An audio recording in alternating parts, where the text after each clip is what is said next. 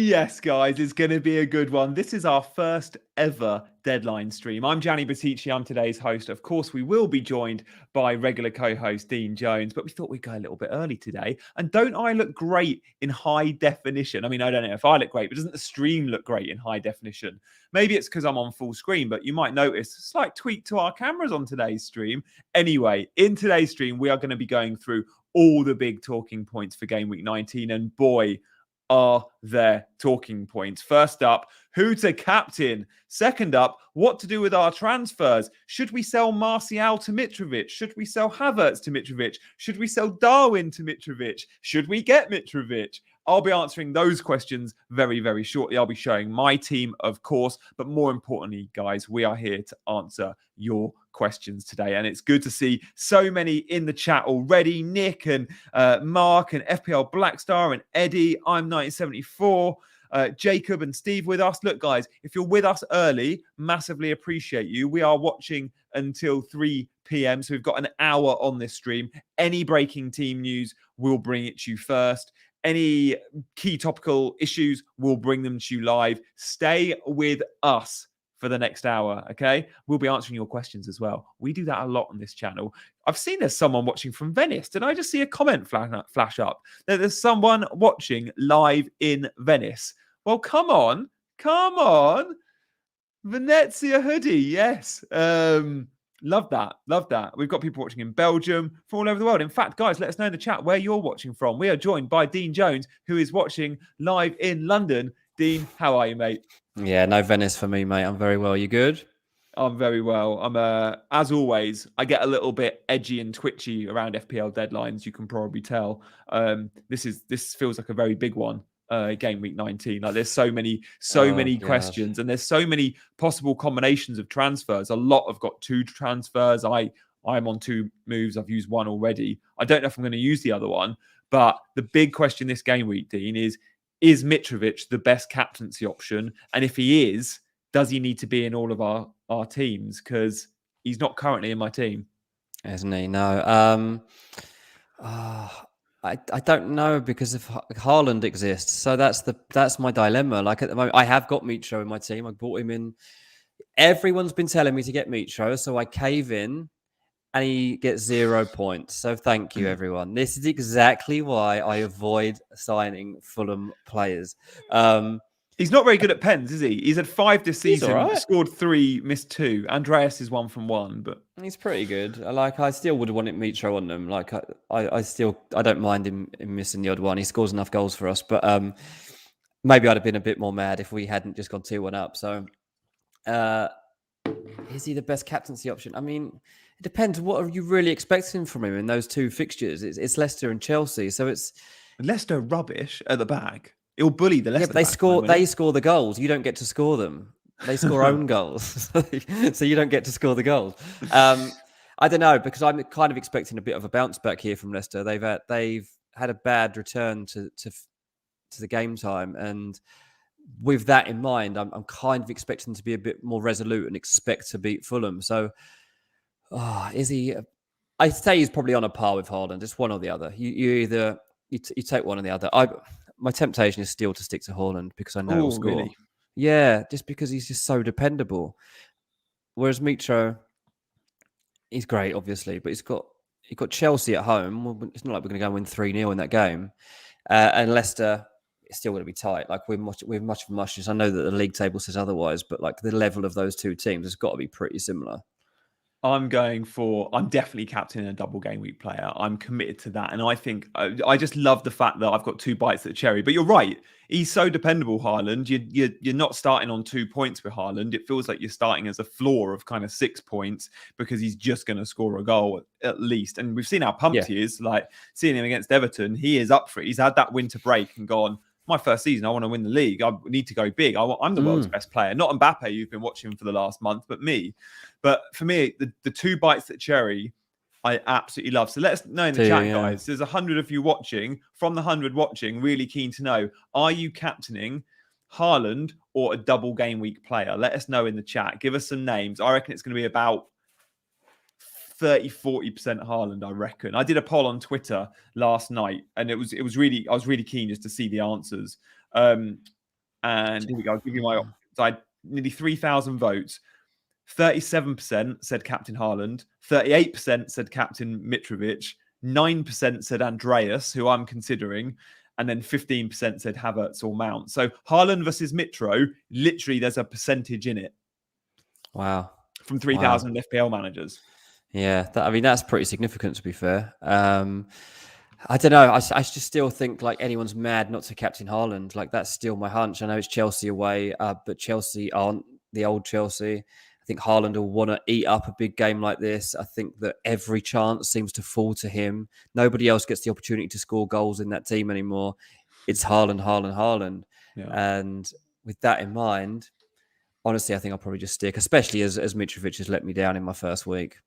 Yeah, that's fair. That's fair. For me, if the fixture between Man City and Chelsea was at the Etihad, I'd be captaining Haaland. And look, City is still great away from home. But for me, I'm looking at it going, the home advantage, could it be a lower scoring affair?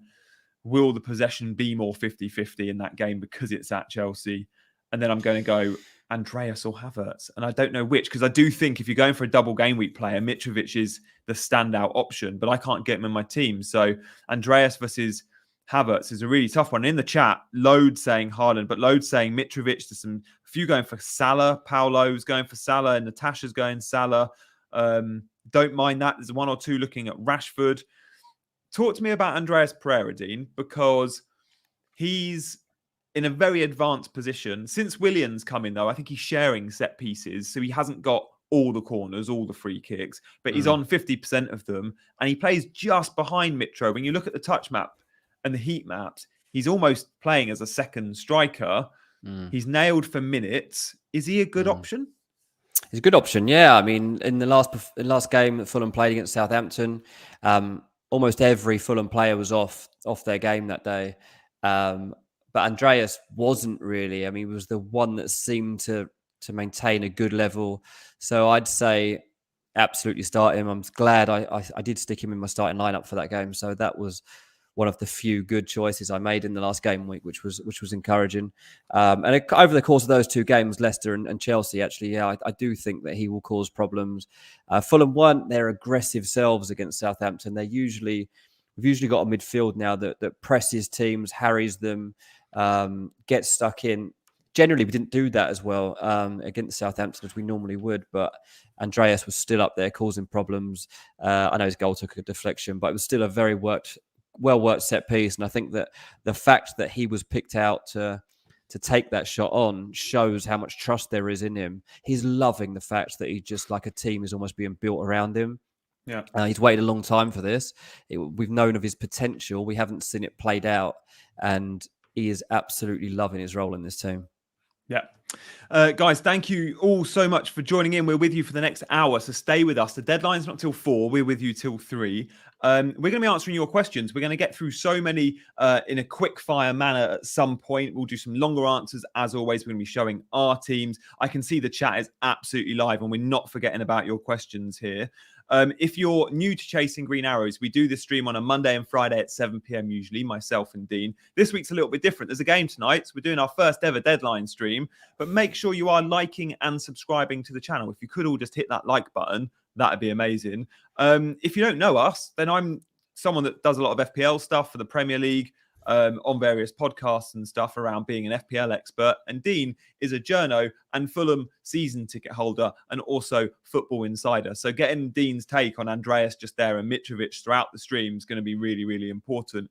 But also, we might even have a little bit of time later for some transfer chat, although we'll probably park a lot of that for Friday's stream. But that's another reason to be subscribing to this channel. You get my take as an FPL expert, and you, of course, get Dean's take from what's going on in the world of football and also FPL. I saw a comment from the Wyvern saying about how our screens are looking great. He's enjoying our new, I think, a comment about us maybe moisturising this morning, Dean, with our new HD. I did actually, because I had a moisturise, yeah. Yeah, well, I knew we were on the 1080 screen, so you know this new look CGA stream with us going high definition. You know, I thought, well, better actually get this Nivea moisturizer out. So that got put to use this morning.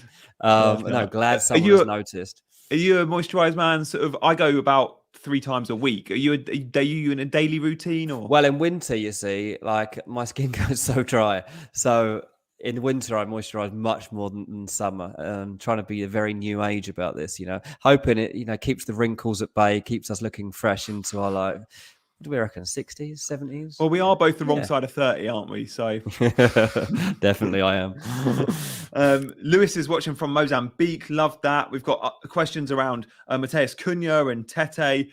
Just want to answer one question about Mitro captaincy from Cody. This has been on our screens for a while, and Cody, I think it's a really fair question. If you're not going to captain Mitro, is there much point in bringing him in? Because in my opinion, Cody, that's a great question.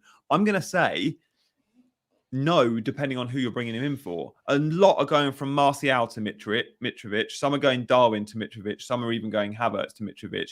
If you're making one of those moves, I personally wouldn't bring Mitro in for those players if I wasn't giving him the armband. If I was bringing him in for, say, Callum Wilson, sure, bring him in anyway.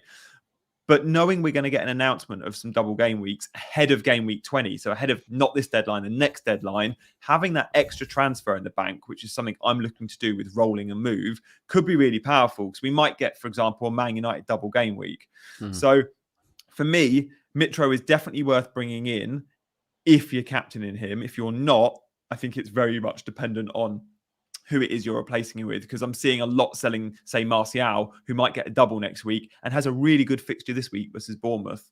Yeah, that's a good point. I'm not budging on Martial yet. He obviously isn't delivering to the extent I'd have liked, but I think at the moment, knowing he's going to be playing is fine.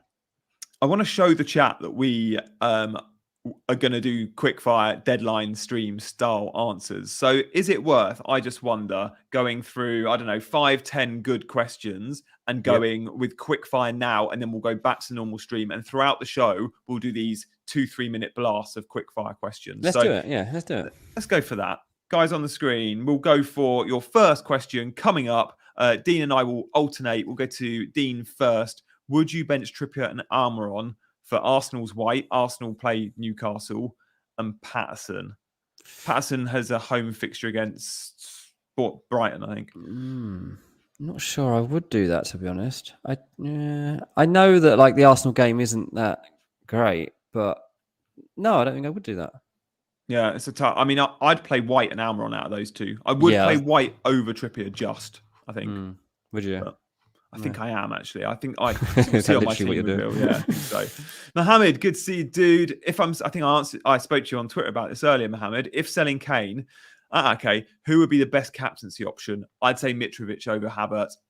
Even though I'm going Havertz myself, I don't own Mitro. Good question, though. Yeah, maybe. De Bruyne to Sterling for a punt. I don't hate this at all. I don't hate it. I think that don't know what exactly Sterling's ownership is at this exact moment, but he is always somebody that I'm tempted to go for as a differential because people just don't pick him anymore.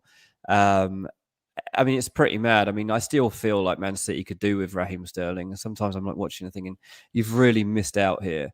He's 5% owned, Raheem Sterling. And I know his goal was slightly lucky at the weekend to just be standing there as it landed at his feet and just smash it home. But De Bruyne to Sterling for a punt and a double game week, I like. Do it. Yeah. Thanks, Matthew. Next up, we have got a question coming in from FPL, the Wyvern. Good stuff. Kulu for Mount or Darwin for Havertz. He's bringing Darwin in. No. Darwin out. Yeah, out, I guess. So selling Kulu to Mount and they're all selling Darwin to Havertz. Right, got you. I would sell Kulu to Mount. Tottenham have been rubbish. They really are. Captain Havertz or Andreas? I don't think I'd captain Andreas. I'm not sure he's that likely a goal threat. He's a good player. He's a good, consistent performer in FPL. But yeah, if you're going one of those two, I'll go Havertz. Good to know, Dean. That's where I'm looking to go. And I'm, again, not sure if it's Andreas or Havertz, but you might have just swung it for me. Thanks, team. Hopefully you're liking and subscribing. I think we're going to come to you next, actually, Dean, because we have got fresh off the press.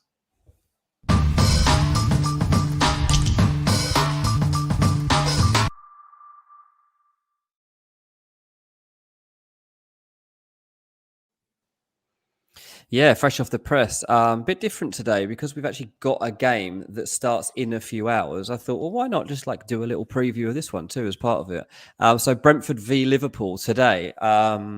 Woke up this morning, surprised there was a game tonight. Didn't really realize it was in bank holiday, but knew we had a deadline, so I should have put all of that together to realize. But it's an interesting one because this actually does have an upset written in it. Like you can definitely see that Brentford can raise themselves and pull off another great result here. This is a team that have a decent record of getting results against teams they would expected to typically have lost to, given the size of club. And Liverpool just so inconsistent, so many flaws in their team selection, so many problems to contend with.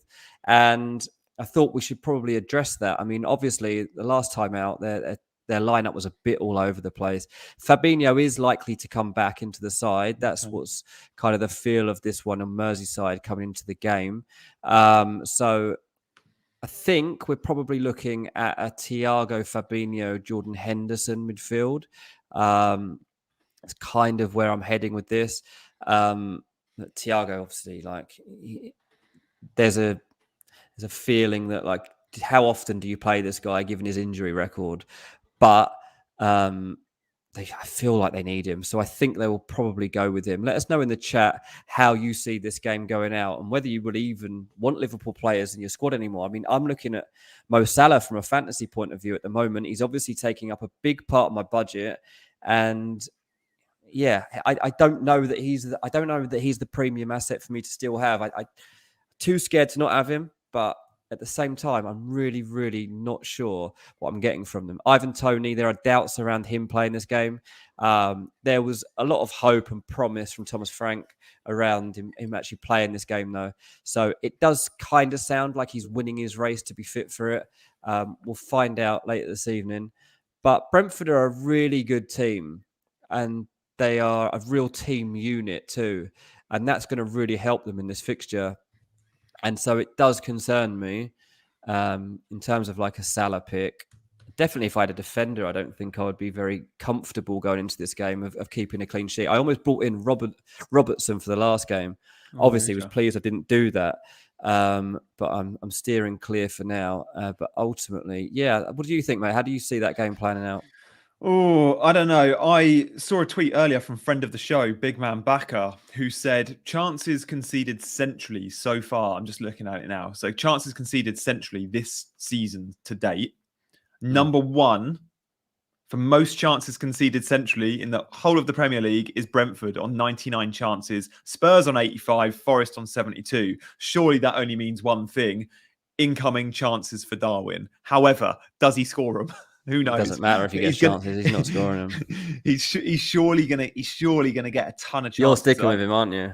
I am sticking, mate. And do you know what's really depressing about that is they're the first game of the game week, and this is a game week that's something like 11 days long, right? Yeah, it is. So I'm gonna have to see Darwin potentially blank, knowing I could have gone Mitro on a free transfer and captain and getting two, yeah. And then I'm going to Leicester versus Fulham on Tuesday night, so I'll be there watching live. Oh my days! And then I see Mitrovic play my team a week later.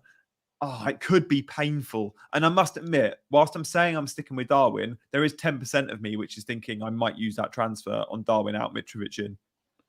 Yeah, I don't know. I don't know. Very brave for sticking with him. I know that there are two camps on this one at the moment. There are people like me that are being super harsh on him and just think he's verging on just not being very good at this point. And then there's a lot of people saying, but he's still there. You've got to keep encouraging him. It's very close to turning a corner.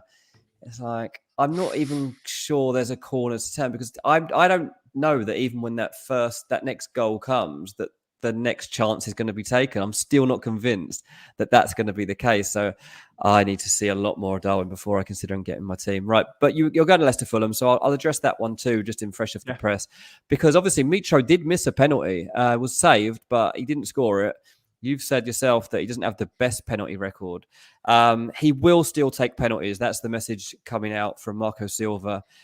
He is sticking with him as the penalty taker. So I think that's encouraging. I think that's more reason to pick Mitrovic if you're considering it.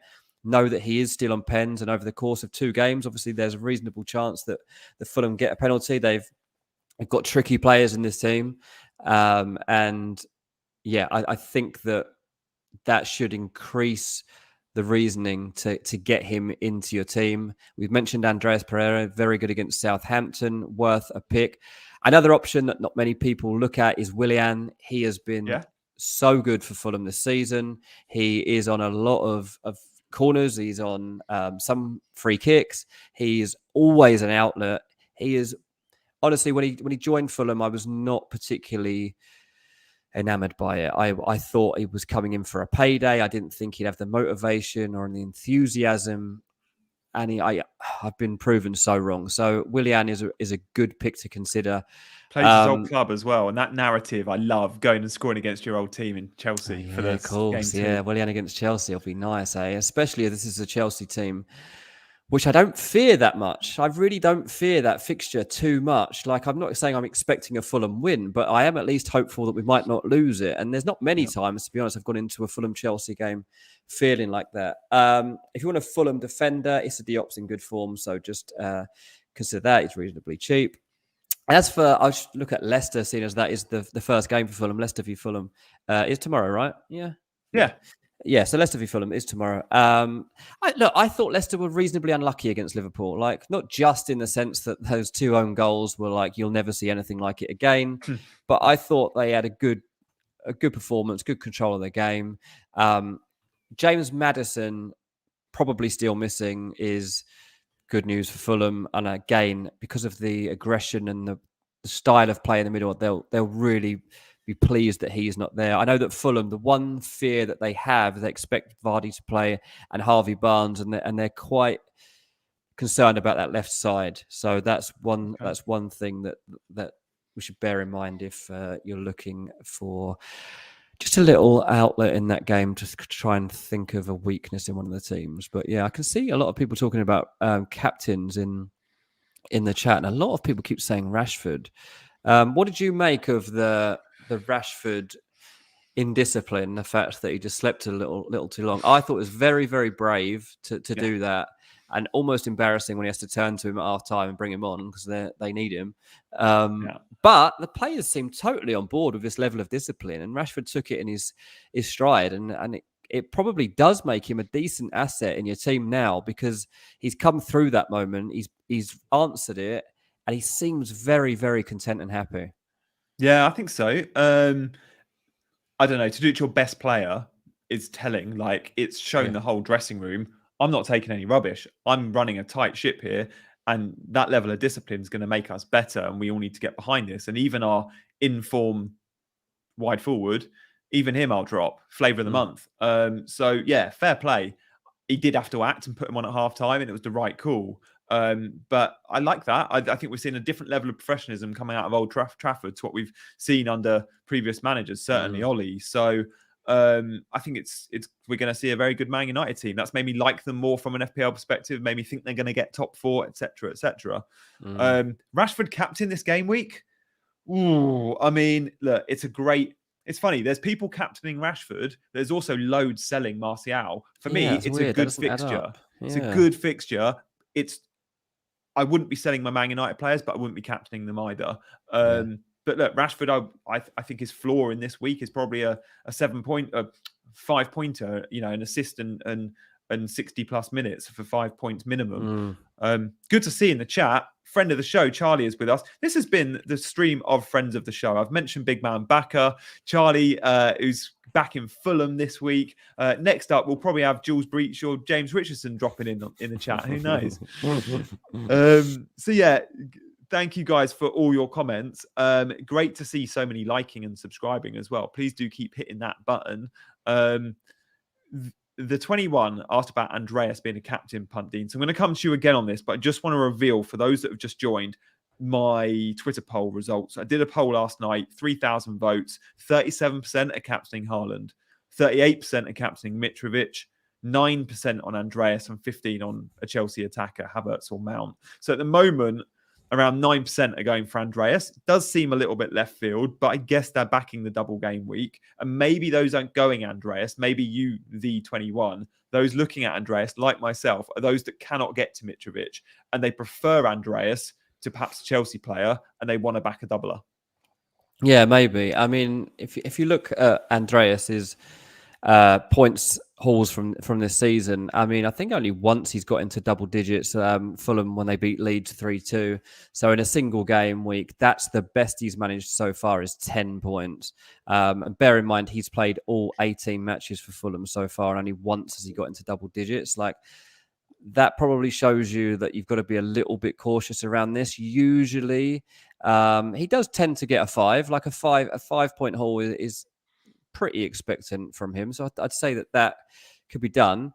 But over those 2 games, for him to get 10 points, double it, end up with a 20s from your captain. If you're happy with that, then then you can go to it. Like, I think that is probably the best you could hope for. Like, of course, he could have a great game week, but if you're thinking like, what am I getting from Andreas here? Okay, I've got 2 5s and I've ended up on 20 points with him as my captain. It might be fine if that's what you're happy with. And think of what it's going to take for Haaland to score the same.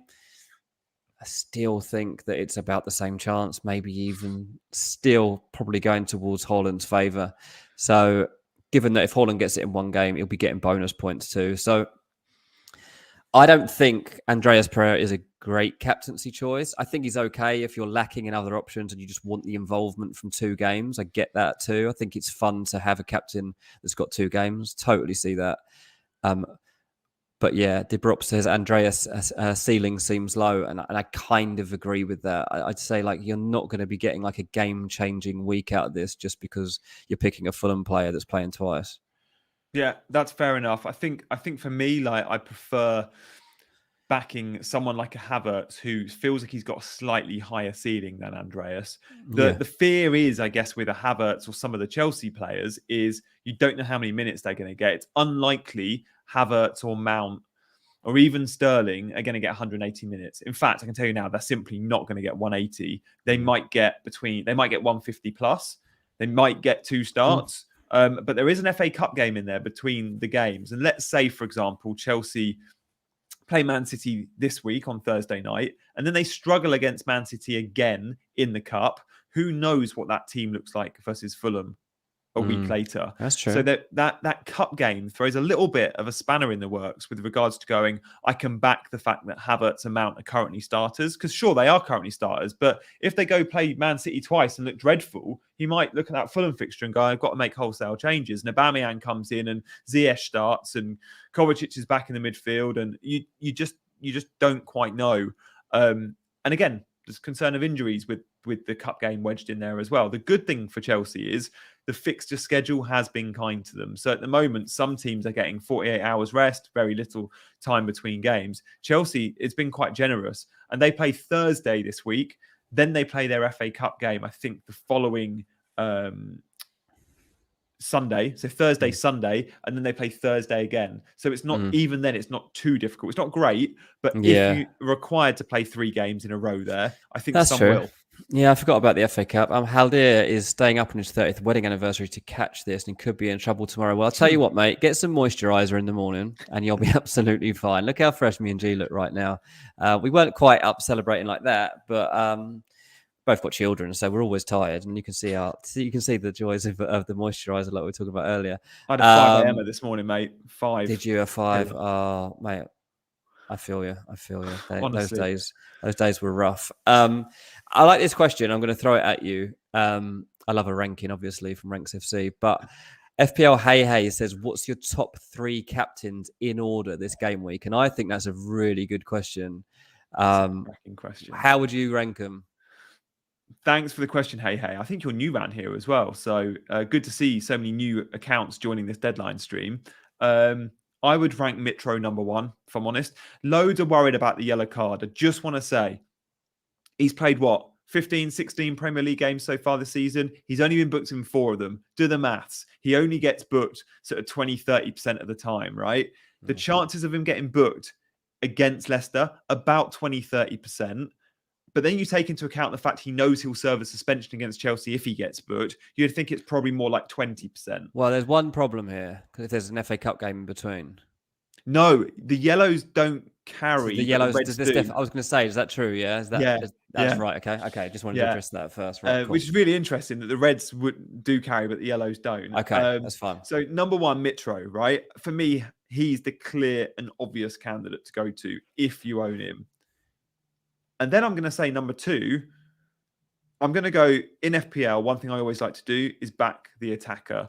Therefore, I always like to back the attacker, but I also like to back the double game week. And sure, we've been stung by this. Last season, I remember without Weghorst captaincy on a double blanked. I remember going Emmanuel Dennis captaincy.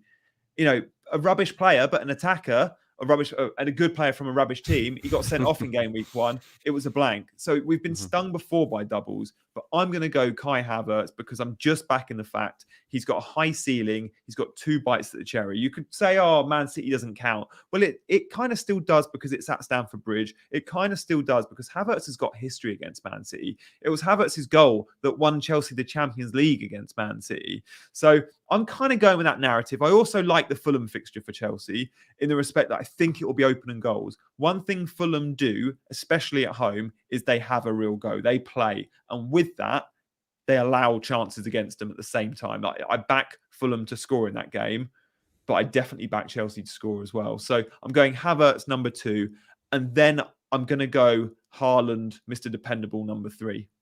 Not Andreas, who again I was looking at. So I think I'd rank them in Mitro 1, Haaland 2. No, Havertz 2, Havertz 2, 3. Haaland 3. Interesting. But again, I'm still not 100% set on what I'm going to do. Yeah, I think that's the 3, isn't it? Though that's interesting. That'll be what most people consider. And then I guess Rashford is the 4th one that people are really looking at. And I understand it. I get it. He's in a really good vein of form. But to put Rashford ahead of double game weekers or Erling Haaland still seems quite a big bridge for me. It's probably a bridge too far, in fact.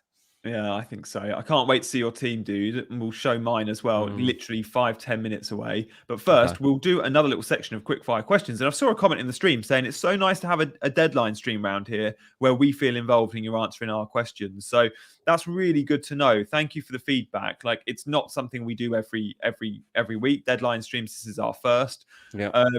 But one thing we do on all of our streams, whether it's a deadline stream or the normal Monday night or Friday night at 7 p.m., we always like to involve you guys. So please do subscribe to the channel if you don't already, and then join us. Come and watch our Monday and Friday streams and get your questions in, and we'll get to them. So we'll do some quick fire here. Ahmed, I'll come to you on this one, Dean. Would you sell Kane for Mitro? I would, yeah. I'm going to be talking about Harry Kane in a little bit. At the end of the show, I will be speaking for an entire minute on Harry Kane. And yeah, I think, as weird as it feels, you can drop from Kane to Mitro and actually consider it an upgrade for this week. Yeah. Jonah, Captain Cucurella? No. Quick one there. I wouldn't captain any Chelsea defender. If you do want to captain that or invest in that Chelsea defense, Kepa's the best option. And you could go for a sneaky Kepa captaincy. I've never captained a goalkeeper personally, but one thing you'll get with Kepa that you won't get with Cucurella is save points. And against Man City, he's going to have a lot of saves. He'll probably concede a few as well, though. Yeah, absolutely. That's good. Is it safe to bench Trippier and Almiron? I mean, I don't think it's going to cost you your season or anything like that, but I don't think we should totally rule out the fact that Newcastle were capable of getting a result out of this game at Arsenal. Newcastle have come such a long way that they've pulled off big results against big teams so far this season. We've seen them beat Chelsea 1-0. We've seen them beat Tottenham 2-1 away. We've seen them draw 0-0 with Man United away. We've seen, there's another one too earlier in the season. Yeah, 3-3 with Man City, of course. So, this is a Newcastle team that have high expectations of themselves, but more importantly, no fear of the opposition. And I think when you watch a lot of the teams that Arsenal are playing against at the moment, say the West Ham game, for example, West Ham had the upper hand. They took the lead, but they played with a bit of fear from that point on, just knowing that Arsenal were going to create these chances, whereas Newcastle will create chances of their own and continue to do that. So I think maybe go with one of those two just to cover yourself a little bit in that sense. Maybe even go Almiron if you want, because Arsenal are likely to score and Trippier's clean sheet will be wiped. But I would not rule out Newcastle scoring goals at the Emirates. Yeah, fair point. I've got that dilemma in my team reveal. We'll see in a couple of minutes. Would you start Andreas over Saka, says John? Yeah, I would. Look, I think owning Saka's great, but I'd start Andreas. 2 bites at the cherry. Yeah, I think that's absolutely legit. Play Edison or Ward. Let me just remind myself who both of those people are playing against in the next game week. I think they're still right. Leicester, obviously, Fulham and Man City. Oh yeah, Chelsea. Probably Edison. Yeah, I'd probably play Edison. FPL Blackstar, will Cancelo play against Chelsea? Good question. I'm going to say I think he will. Rico Lewis. By the law of averages, we're just going to keep saying yes until he returns. Yeah, like I'm keeping him in my team. At some point, he's going to play. If you haven't seen the quotes, Pep's spoken a bit about body language, picking his 11 and body language. I think that's a signal to suggest that both Foden and Cancelo haven't been perhaps training well or had the wrong attitude over the festive season and therefore have been dropped. But what we know when Pep puts players on the naughty step is they often, certainly if they're the likes of Cancelo or Foden, will come back into that 11. So I think Cancelo comes in, especially knowing that they've dropped points. If they hadn't dropped points, I think there wouldn't have necessarily been that pressure on Pep. I don't know if he feels those pressures, but for me, Cancelo comes back. And there was some boos around the Etihad at the final whistle. So yeah, and if he doesn't come in, then he will almost certainly be in for game week 20, which will be a double game week for Man City. So you absolutely hold Cancelo and you play him in hope he starts. Yeah, I've been quite lucky with that one, haven't I? I've dodged a bullet since leaving Cancelo out of my team. I've got a little lucky. Almiron to Rashford. Yeah, I mean, 100% you can make that switch. If you can afford that switch, then I think that this is a week to look to do that. As we say, like Man United and Rashford are in a very happy place at the moment. They've got a really nice fixture there coming up. Newcastle, not so much. But then the following week, of course, you've then got to consider that when you come into the next game week, Man United are going to be playing Man City, whereas Newcastle have Fulham at home. So it depends. If you're happy to take the 1 week hit and knowing you might want to reverse that the following week, then fine. But just keep that in mind. Yeah. Good point. There we go. I think we've got 1 or 2 more questions before we show our teams. But Barney says, bench one of these guys. Okay. It would be, look, the question here is, what do you think is going to be the outcome of Arsenal-Newcastle? And that is too difficult to call, and that's down to personal preference. So if you're backing Arsenal to win that fixture, you bench Newcastle players and vice versa. Now, if you're not sure and you think, I can't call it, I think it's going to be a draw, then you question, is it going to be a high-scoring game or a low-scoring game? And if you think it's going to be a high-scoring game, you bench your defenders, because there's a lot out there looking to bench either a Trippier or a White. If you think it's high scoring, you back your attackers. In this case, personally, I think Arsenal have got a better chance of winning. I wouldn't be surprised to see an Arsenal clean sheet. I'd be very surprised if Newcastle kept a clean sheet. Therefore, I'm backing Arsenal to score, so I would be benching Almiron. In fact, I am benching Almiron, and I'm playing Martinelli. Yeah, I think out of those three, it is a no-brainer. I mean, it's harsh because Almiron's having such a good season, but the likelihood is that Arsenal do edge that game. And if they do edge that game, it's probably going to be Odegaard or Martinelli that's having a key say in that moment. Yeah. So, just keep that in mind. Although I'm saying, like, Newcastle could cause an upset here, that doesn't mean they will. Like, Arsenal will still be favourites for that game. Here's another one for you, G. Do you think this is a good transfer, James to Dean? Yeah, Dean's getting a lot of love. I get it. And look, Emery teams, we know what we're going to see with Emery now. It's going to be defence first. And it works. They'll still score goals, by the way. I think since he's been in, they've averaged, their XG's been about 4.5 across the 4 games. Wolves lead Southampton. It's a good run of fixtures. The only reason we're not necessarily buying Aston Villa now is double game weeks, but sometimes we're blindsided by that. And Dean is a good option. He's 4.6 million. It's a very cheap route to an attacking fullback on set pieces. So I don't mind that move at all. I do prefer still Luke Shaw in a similar price band, knowing United have a better fixture this week, Bournemouth at home. I think United will keep a clean there, but then they've got potential double game weeks too. Yeah. Oh, yeah. True. Yeah. Oh, yeah. I forgot that when I was talking about that Rashford point. That's true. They got doubles coming up potentially. So that's fair point indeed. Is it the time? Is it time for teams? I think it certainly is. Look forward to showing you our teams up next.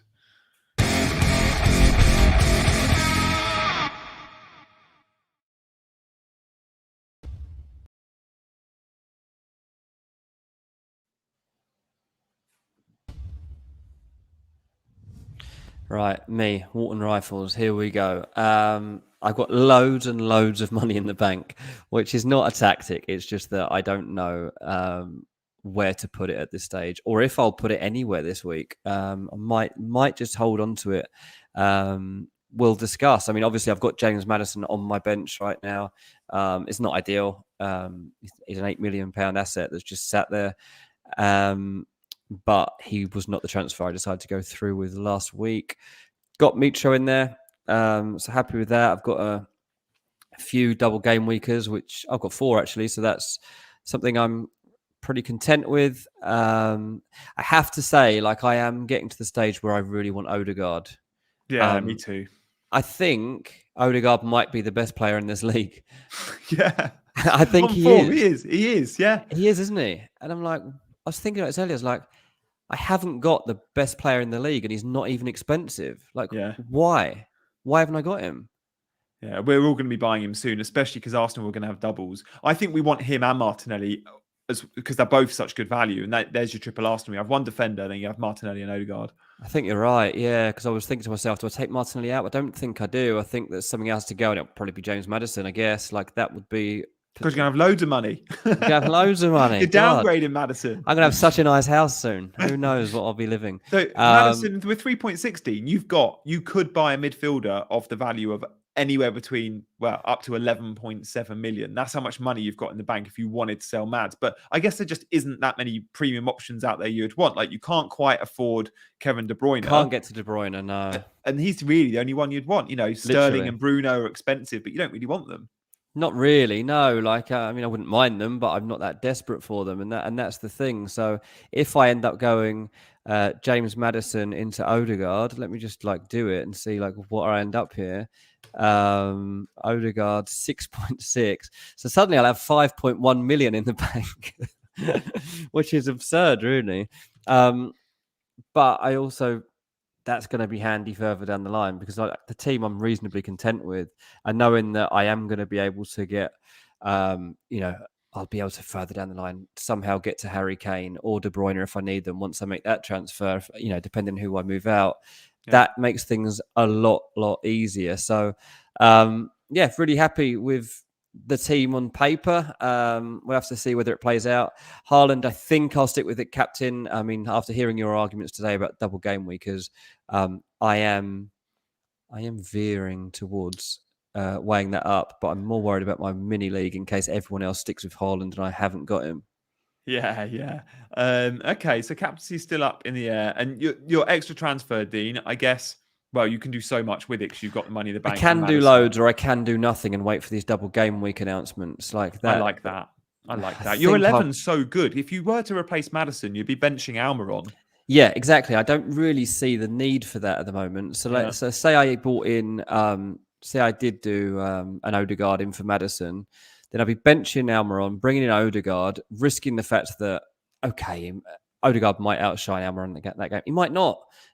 So it would just be the same fixture that's causing stress. So I'd probably just better waiting it out for a week, I think, and then seeing what lands. Yeah, I like that move. And I think in the chat, let us know who out there is rolling a transfer this week. If you are, let us know in the chat. It'd be good to name check a few of you.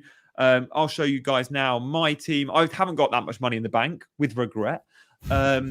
But I, like Dean, have made one of my 2 transfers. So, I've made a transfer. So I've, like Dean, got a transfer left. I went early last night. I went Reece James out to Luke Shaw. Now, this was, and good to see in the chat, FPL Focus, Damien, Haley, Paulie, all looking to roll. Mark has 2, is rolling 1. Linda's rolling. John's rolling. Loads of you are rolling transfers. So I nearly went Luke Shaw last week. If I had, I'd be 8 points better off because he got 9 and Patterson came in and got me 1. Mm-hmm. And I would have saved, I think, 0.2 because Reece James was falling and Shaw was jumping in price. So for being hesitant last week, it absolutely cost me. as I said, 8 points is massive. That's like 100k. Yeah, so I lost money too. So usually in years gone by, I'd have gone, oh, I've missed that move. I'm so annoyed with myself. I don't want to do that move now. But I just thought, no, it's still the right move for me on paper. So last night, I made that move knowing Luke Shaw was jumping in price last night. So Luke, I paid 4.9. He's now 5. So Luke Shaw is in the team. I think he'll probably be on my bench next week and the week after, unless he doubles. But I'm okay with that, looking at how the rotation works in my defenders. For example, Patterson can come in, who's got some good fixtures. My other move I'm looking to roll is the current plan. Now, I left myself enough money in the bank, the exact funds, in fact, to go Martinelli to Mason Mount. And I thought, I'm going to watch Chelsea play. And if Mason Mount, blows it, just absolutely smashes it, I'll jump on Mason Mount. And I'll sell Martinelli short term and then maybe buy back Odegaard or Martinelli and Odegaard. But Chelsea were underwhelming. I thought having Havertz is enough. So I'm going to roll the transfer. I guess my dilemmas this week are, do I bring in Mitrovic for Darwin? That's the only move now I might still make. And then who do I bench? So at the moment, I've got Trippier in my 11. I think I'm going to end up playing Ben White just. Trippier has the attacking threat, though, so the ceiling is higher with Trippier. But I feel like White is more likely to keep a clean sheet, and I don't feel like Trippier is actually going to get attacking returns for once. He is a bonus points magnet. When Trippier produces an attacking involvement or even just gets a clean sheet, you're back in for 3 bonus. He got 3 bonus last time out, but I just do not see Newcastle keeping a clean sheet. Arsenal's attack has been so good. Therefore, I think White might come in for Trippier.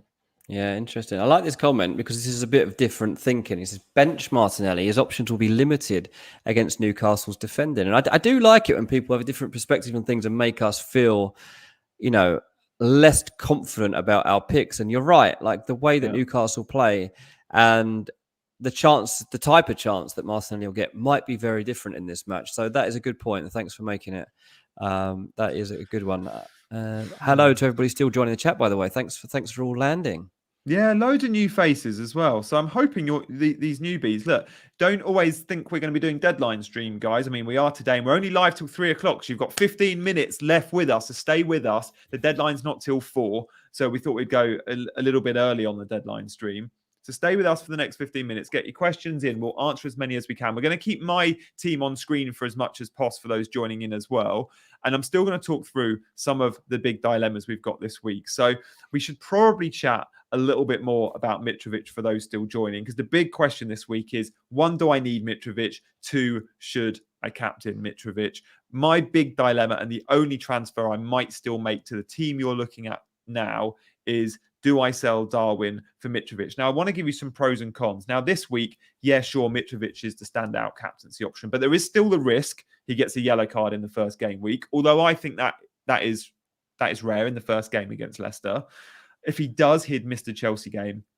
Darwin has Brentford away, who have conceded more big chances down the middle than any other team in the Premier League. So that's good. I mean, I'm trying to spin the narrative here for those looking to keep Darwin, as I am.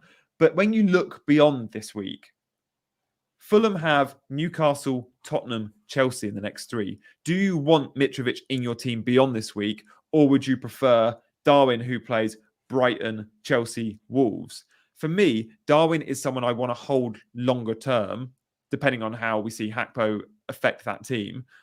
Yet Mitrovic, I feel like I don't need ahead of Newcastle, Tottenham and Chelsea, especially knowing I've already got Andreas. I've already got that Fulham attack covered. So that's one reason why I'm looking to sit on Darwin and therefore not captain Mitro. I also think Havertz could be a really fun captaincy option because, sure, Man City's not an easy game. It's as hard as you could get, but it is at Stamford Bridge. And then that game against Fulham, if Havertz is still in the 11 by then, that game against Fulham is going to be open. He will get chances. Yeah, that's a fair point. It is a really difficult decision. Mitrovic does get so many chances, right? Like, I know we always talk about like Darwin gets a lot of chances, but so does Mitro. Like everything in this team is geared towards getting Mitrovic chances in similar spots, to be honest, to where Darwin gets them. And he's very good at taking one. Like Darwin's not, and that's the thing True. to consider. Like Mitrovic is a goal machine, and like he's been in such good form for the last longer than a year now. Like he's been consistently scoring every single week for like 15 months. That it's hard to overlook that, especially when he's been playing in this same structure of side, same sort of players. He knows where the chances are going to come. The understanding's there. And he's even started to create chances for himself, and he's actually running at people too. So that is the other side to Mitrovic's game. I know, like, typically you think of Mitro and you're like, oh, he'll dig out a header at the far post. And he does do that 100%. Yeah. But there are 4 other ways that Fulham look to get him the ball to, and all of them are pretty effective. So it's a big call. It's a really tough one, that. Yeah, it really is. Really is. I shudder when someone says X is a fun pick. Oh, I missed that comment. No worries. Here we go. Generally means they're risky, yeah. Okay, yeah. Yeah. Well, Havertz is risky, and he is a fun pick. But yeah, you're right. The thing with Havertz is he's only one bad game away from being dropped, and you just don't get that threat with a player like Mitrovic. No matter what his form is, he's in that 11, right? Well, Havertz, alongside a lot of those Chelsea attackers, if they have a bad game, there's a chance Potter will rotate. 1, because we know he rotates a lot. 2, they've got a huge amount of depth. And 3, the player hasn't shown a huge amount of previous form where he's been set in the Premier League alight, where you go, you just have to give him the games. Havertz hasn't had that. Yeah. So it is a tough one. But I think I'm set. I think the only change to this team will end up being White in for Trippier. And I think I'll end up staying with Darwin. Again, we might get some team news, some early news on Twitter from some of those in the knows about that Liverpool lineup. So do keep your eyes on Twitter around 3:45, 50 minutes for the deadline. If, for example, there was news saying Darwin wasn't playing, I'd make the move. But I think it's very, very likely. I'm pretty confident in saying Darwin's going to start tonight. Yeah, I think so too, for sure. We have got Against the Obvious, and then we've got some quick fire questions. So what we're going to do, guys, is we're going to go to Against the Obvious. If you're new around here, it's a very fun feature. I hope you enjoy it this week. It's 60 seconds for Dean and then 60 seconds for myself. Then we're going to come back to my team and look at some of your quickfire questions. So for all of you that have asked questions and haven't had them answered, there's a chance we get to them. Likewise, still get your questions in, and we'll try and get to as many as we can before the end of the stream at 3 p.m. We've got 12 minutes left. But one ask I've got of you guys is all to please hit that subscribe button if you don't already, because we want you guys to come on the journey with us. We're a new startup channel in the FPL space, doing things a little bit differently. The hopefully expert opinion of myself, but also the football insider and journalist opinion of Dean Jones, always my regular co-host, is really valuable, I think, to this stream. And also Fulham season ticket holder, hence all the Mitro and Andreas chat. We'll move now to a bit of fun. It's Against the Obvious.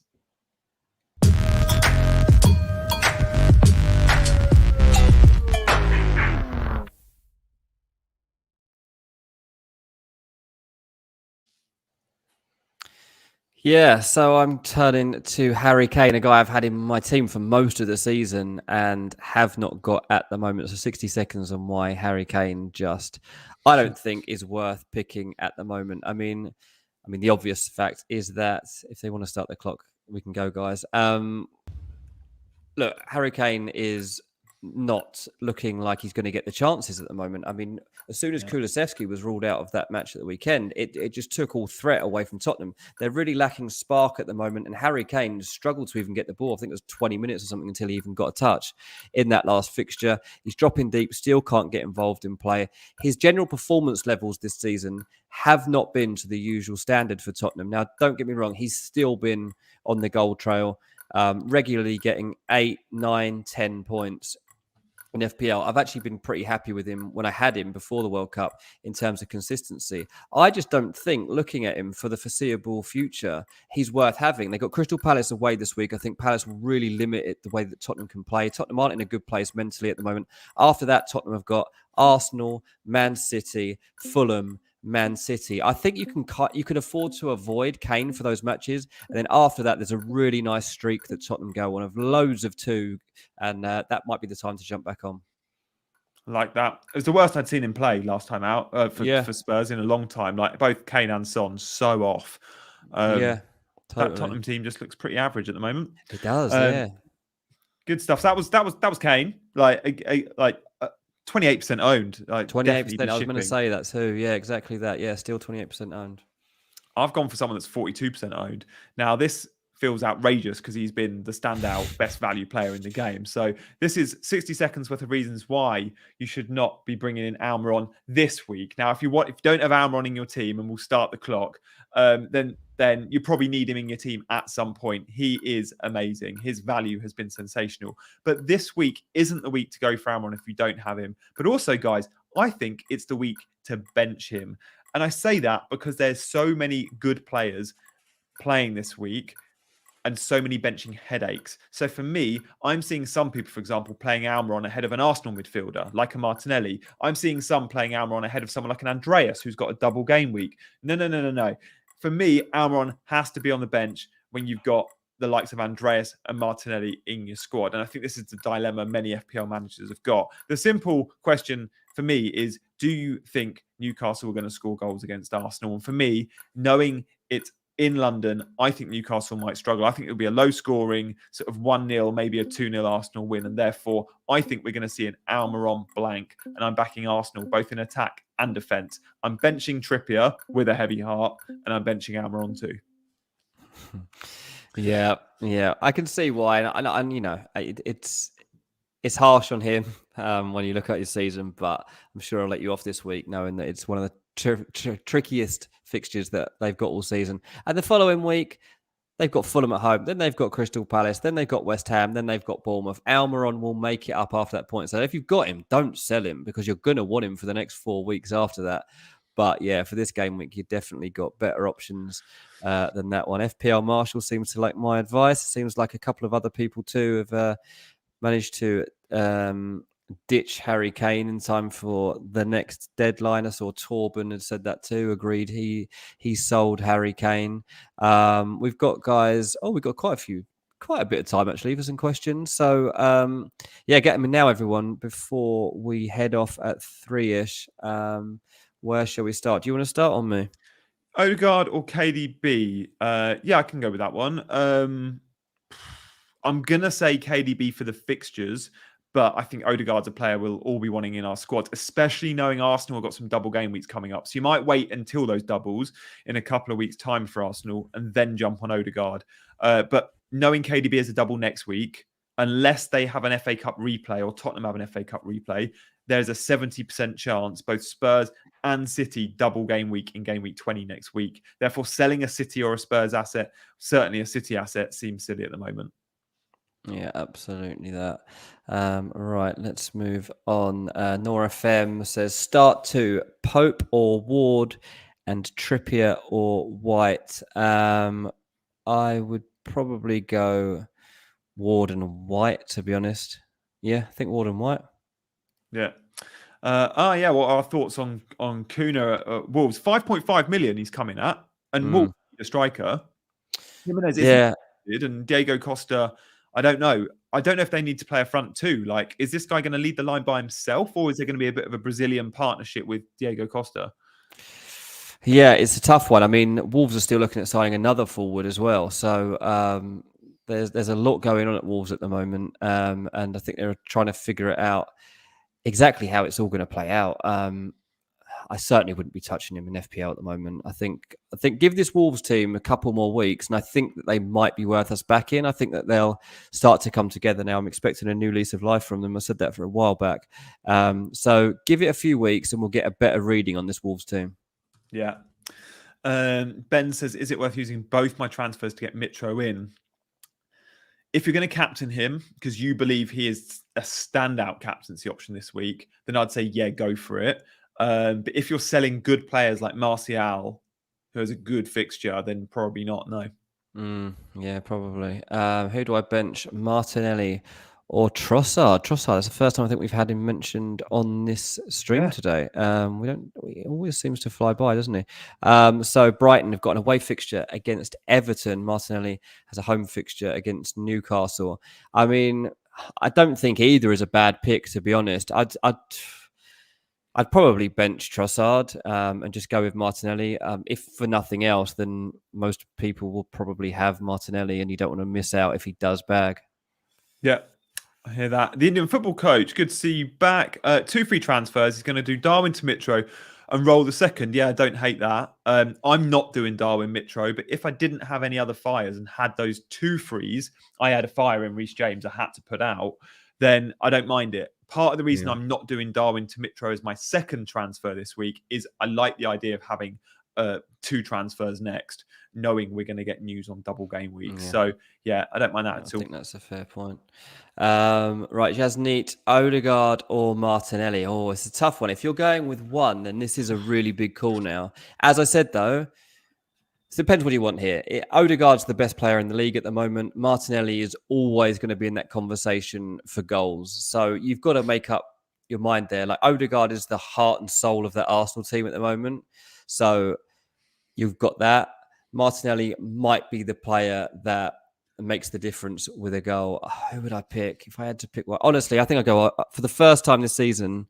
I think I would now go Odegaard ahead of Martinelli. Yeah, I think I would as well. 6.6 versus 6.8 as well. Like both have had big price increases. But for me, the way they're playing at the moment, knowing everything's going through Odegaard, and he looks like there's more of a goal threat. Like I didn't realize he came with such a big goal threat, but he's scored 7 goals this season, 5 assists. Martinelli's got 7 and 5. Same. Yeah. Yeah, fair enough. Fair enough. Not much in it then. Just save the money. Yeah. Yeah. Bueno or Patterson. So John's got 2 4 million defenders. I would be starting. Oh, I think Patterson this week. Who does Bueno play? Yeah. Bueno has an away game, against Villa. I think I like Aston Villa at the moment. I think Emery's creating something very good, and therefore I think Villa beat Wolves, and I think there's a chance Patterson keeps a clean sheet because they're at home. Although Brighton are decent. Yeah, absolutely that. Finley says, what to do with Kulu and Foden? I'm not sure how bad the knock was on Kulu, so we really do need an update on that one, but it's probably not wise on either of these fronts, is it, to have faith in them at the moment? I mean, the thing is with Kulusevski, as soon as he's available, he's in that team. Like the fact that he was such a big miss from him in the last match means that he's more dependable than ever before, whereas Foden, he's just not in the picture. He's not properly in the picture at Man City at the moment, which is bizarre, but there's obviously reasons to it. I think you can sell Foden if you've got him. Kulu, I don't think he's going to be out long enough that you need to sell him. So, yeah, I think that's where I'm going. Gianpaolo asked about Cancelo. I don't think bench him. What we saw in the last game was Cancelo didn't even come off the bench. So for me, you start him in hope he starts. And you see here, I've got him in my 11. There is the fear of the 1-pointer if he comes on off the bench. But there's also the chance of him not starting and then you get your bench player off. So your Whites or your Pattersons could come off the bench. So for me, I think you risk it and start him because we can't forget with Cancelo, if he does start, there's a huge upside there because he's such an attacking threat. So you don't have a player like Cancelo in your team, even off the back of 2 benchings, you have to start him or you sell him, but you have to start him for me. Yeah, and obviously they've been playing Rico Lewis, who is he's very young, very new to it all. To play an 18-year-old in those next 2 games that Man City, 3 games that Man City have got, they're 3 huge fixtures. Yeah. I think it's unlikely, as much as Pep admires him and rates him, to not play Cancelo and use his experience and nous. I would be very surprised.